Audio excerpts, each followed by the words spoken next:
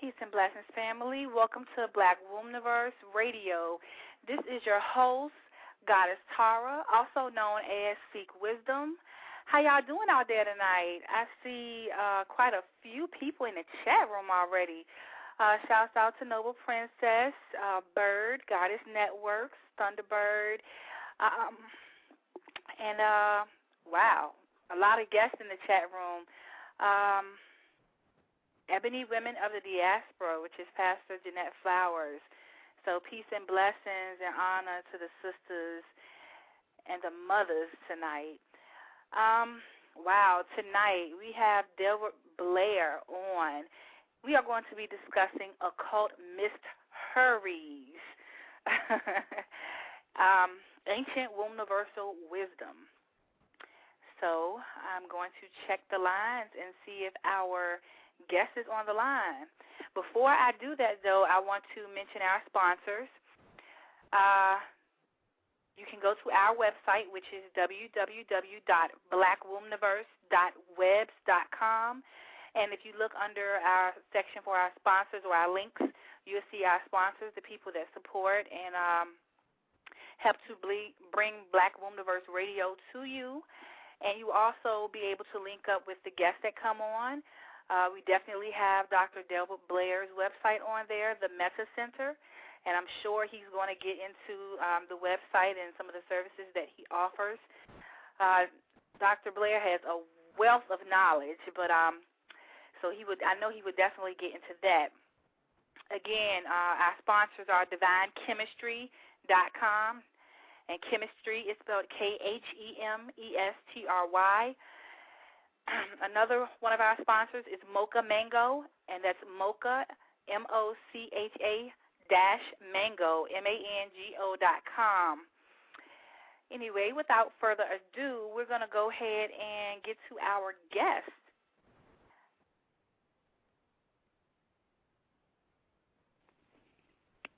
Good evening, Dr. Blair. How are you?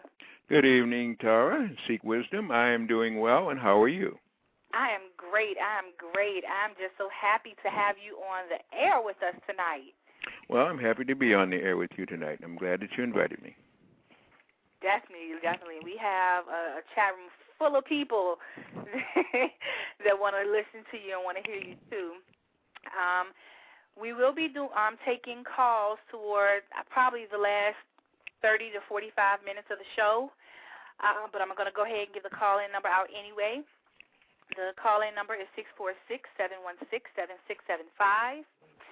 Dr. Blair, for those who haven't heard of you, I can't imagine people that are into metaphysics and into history that haven't heard of Dr. Delbert Blair.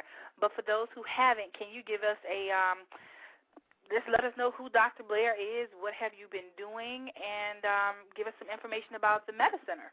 Well, I'm still seeking to understand and know Dr. Blair because he's forever tried to research. But for the little bit that I know of him, having been in his body for some time, I was a history teacher, a professor. I'm also an engineer, and I'm also a minister.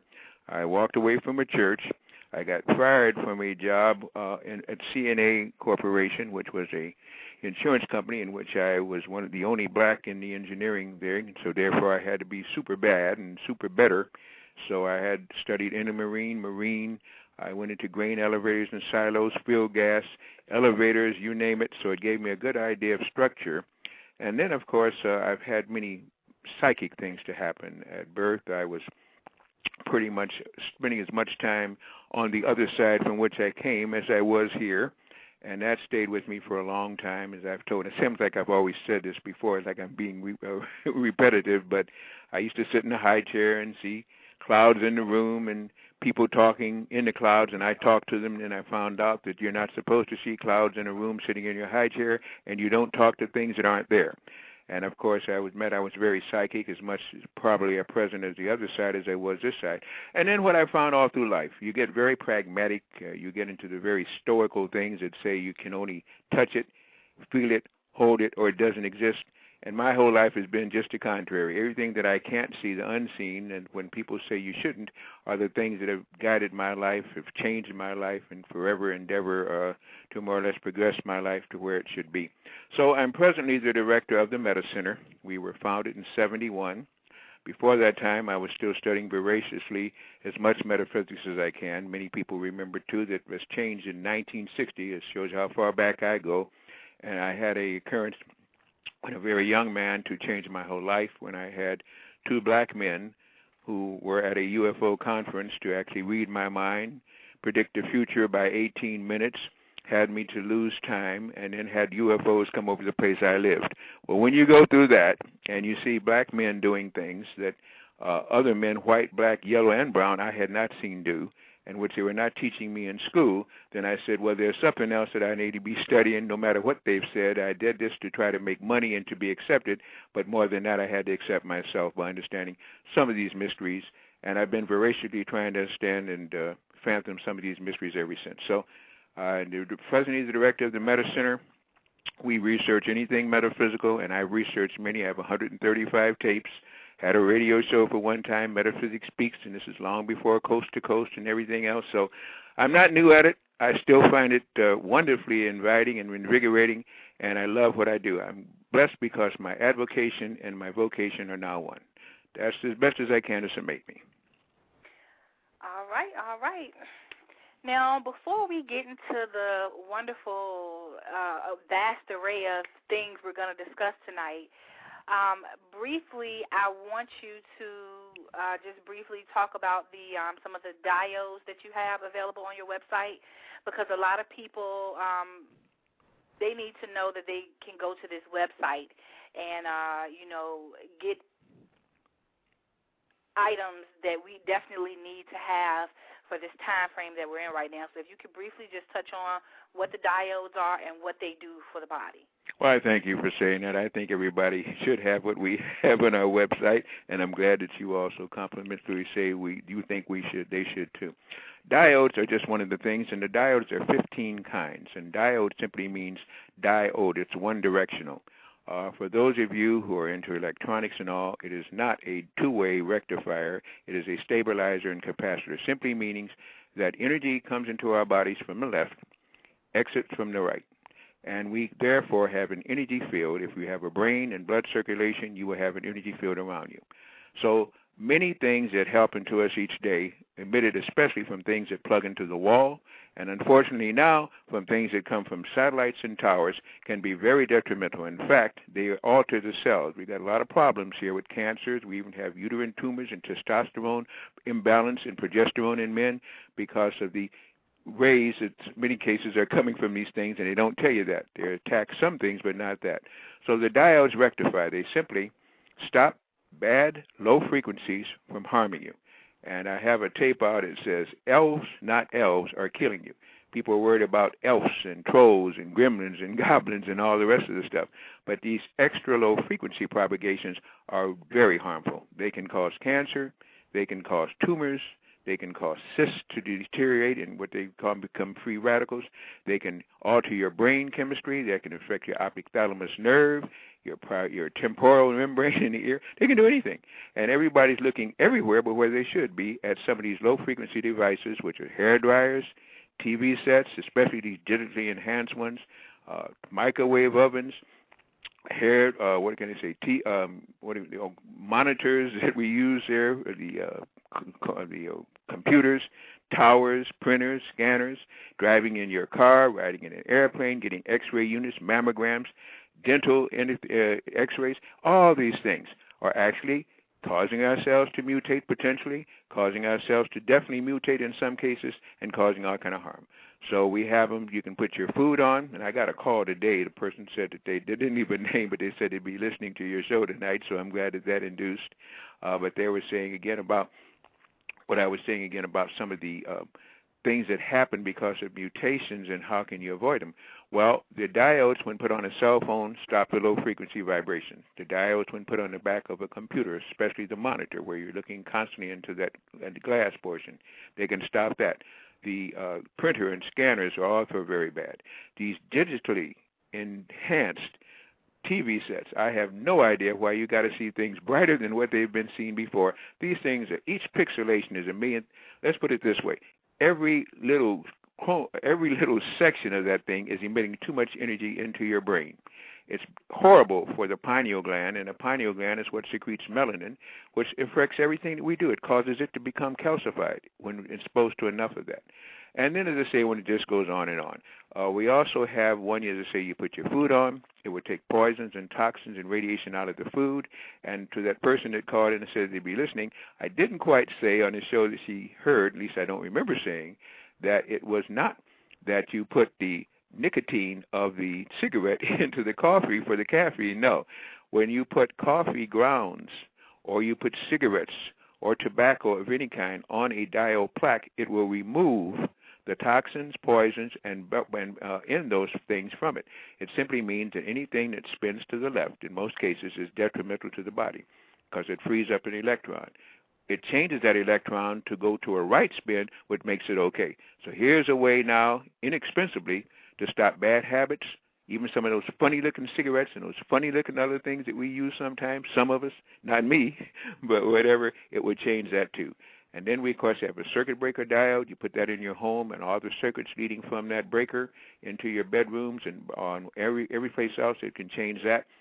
And then finally we have, got to mention this too, for those who have very, how can I put this, detrimental deterioration of the body in some form by dis-ease, if you lie on a diode mattress, and there's only one size, well, don't get confused when you go to our site because we have 40 different kind of magnetic ones, including 7 different kind of magnetic mattresses.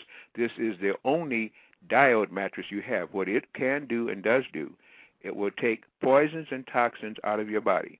It will not send them to the lymph system. It will not send them to the fat cells. It will not send them to the liver or spleen. It will actually take them out of your body as you lie on it.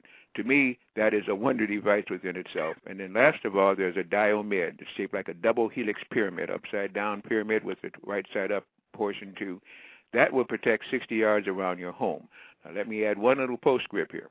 It protects 60 yards around your home unless you happen to be near one of these 350-foot GWIM towers, which means, by the way, too, the acronym for that is Ground Wave Emergency Management. It's there to filter your brain, make you fall to your knees, eyes bulge out of your head, send up your blood pressure if you get out of hand. That's what those devices, when put just mid-range, can do.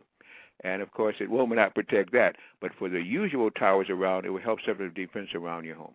So that's just with the diodes, and I think since I've kind of exponated on that a little bit, I'll kind of slow down from that one. But we also have magnets, and we also have monatomic gold. Okay. Also, family, take a look at one of our other sponsors, too, website. Queen Afama just popped in the chat room, and she is also one of the sponsors for the Black Wombnivers show. So check out ifama.com.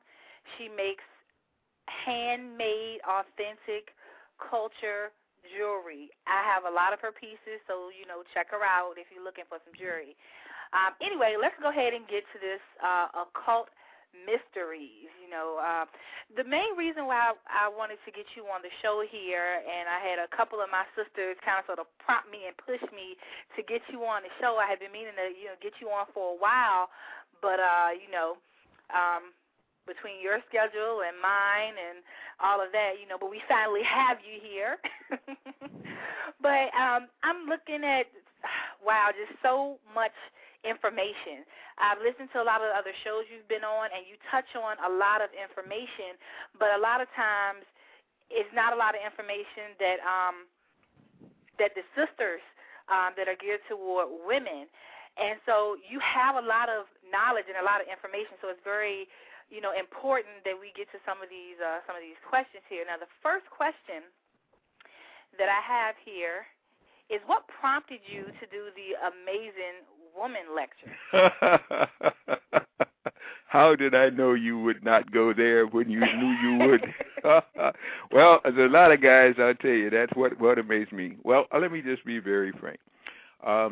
My dad and mom split up, but they also split up, I guess, when I was about 5.5 or 6. My dad really didn't want me.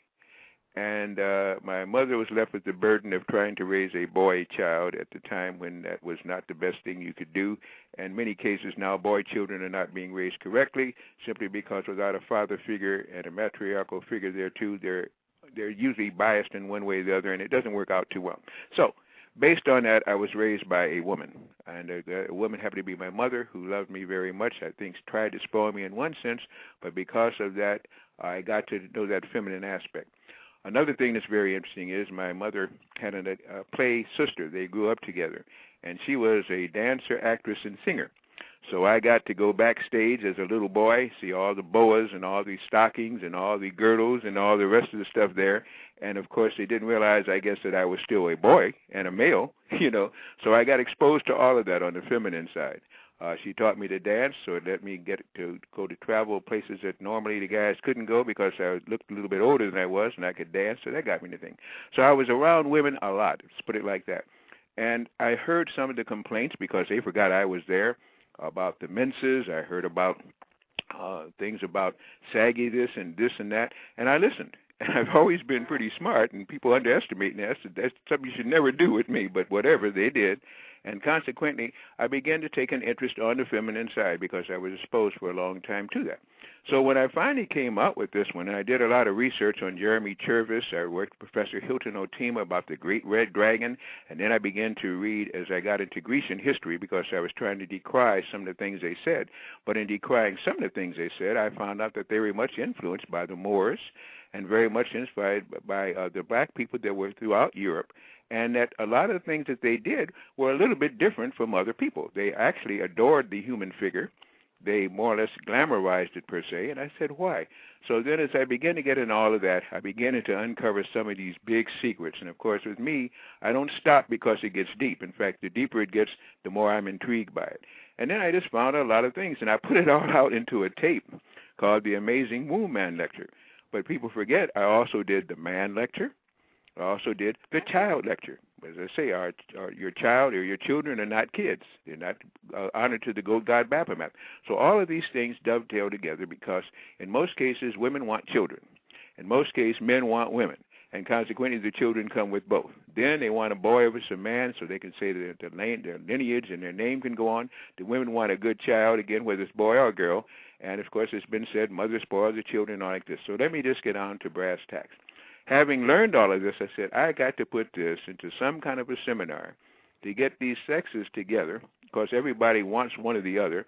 Now, of course, we're getting into heterosexual. Now we're getting into androgyny. We're getting now into a lot of homosexual, and the battle still goes on. You going too far, because now you bringing up a whole bunch of other stuff I got questions on. Well, let me just say this again. That's how I got into it.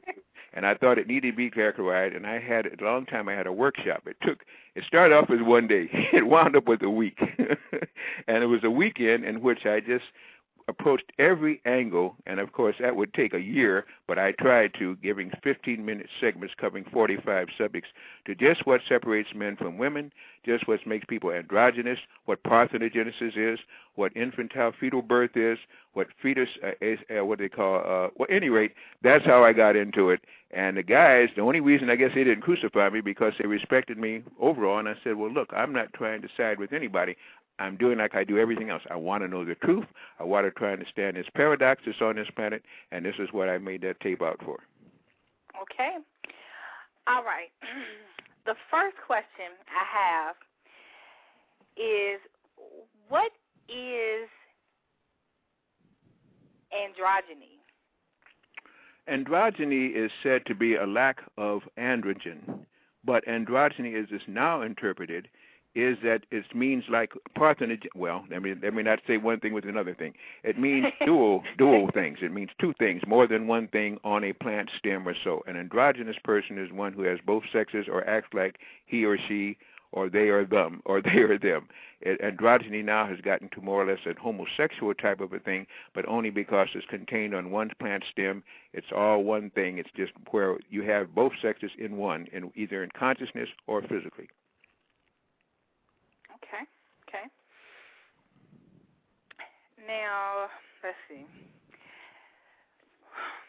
Why are more and more women, and I have a lot of sisters who brought this to my attention, and I, too, have this question and hold this question very dear to my heart because I've had some experiences that fall in line with this question. Why do you think, in your opinion, more and more women are questioning who they really are and are having more dreams of ancient lands and lives or older civilizations? Well, in many cases, women who are aware and women who sometimes feel, if not persecuted, which is a harsh word, somewhat subjective to more masculine things or things that they think are not fair, plus just the idea, too, if they're intelligent, to just question where sex came from and all this kind of thing, would generally go into that attitude. You've had the suffragette type of thing. You've had white women getting freed. Black women say we're never free, and all these kind of things going on. It's just one of those natural things as you progress in consciousness that you would be interested in. The thing is, do you take it too far and become biased in one side or another, or are we big enough to approach it as an open section about what is sex on this planet in the first place? And when you look at it from that point of view, we wouldn't have enough time on this show to get into all the postulates as to why, but we can at least see that one thing is here that women want to know. If you're looking at the history of women, you then have to go, unfortunately, into races, because on our planet, race is primarily coded everything we do. It's got race within it, just like sex is right behind race. And when you look at that, you find that you look at some of the ancient women that are in history again, that seemingly were very strong, and some of the ancient women were black. You had queens, of course, in antiquity, if you would. You had Makeda.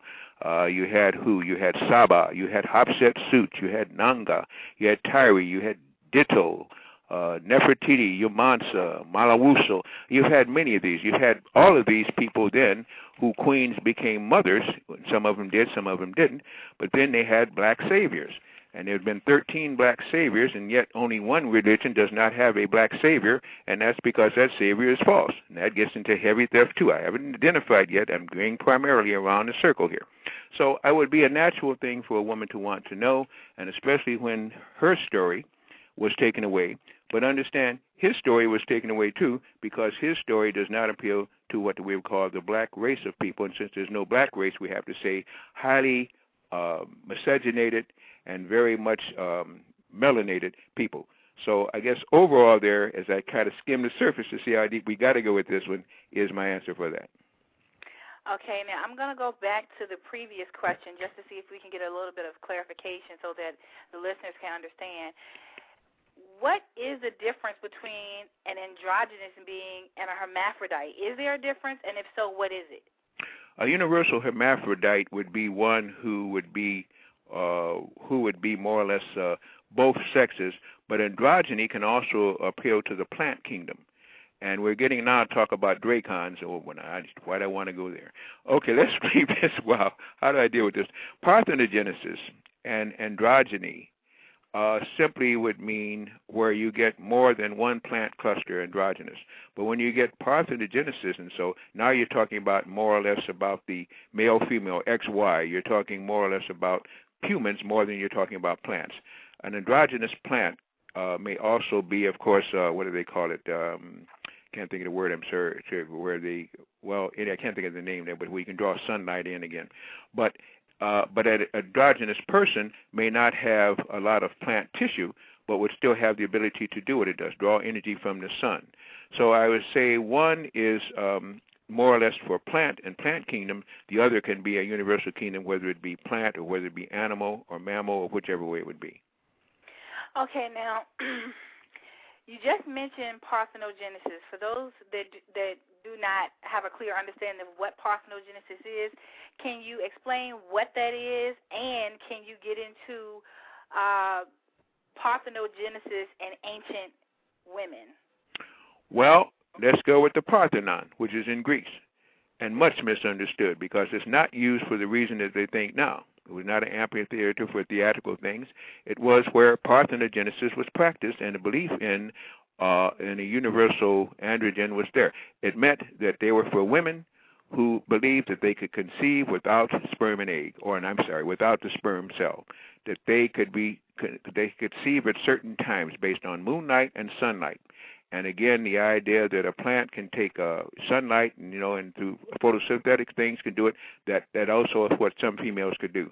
So when they were primed to do this, many of them would be sent to the Parthenon or sent to that area of Greece which has a highly magnetic field, which I studied that too, and where the sunlight was around sometimes 3/4 of the day, to be exposed to that.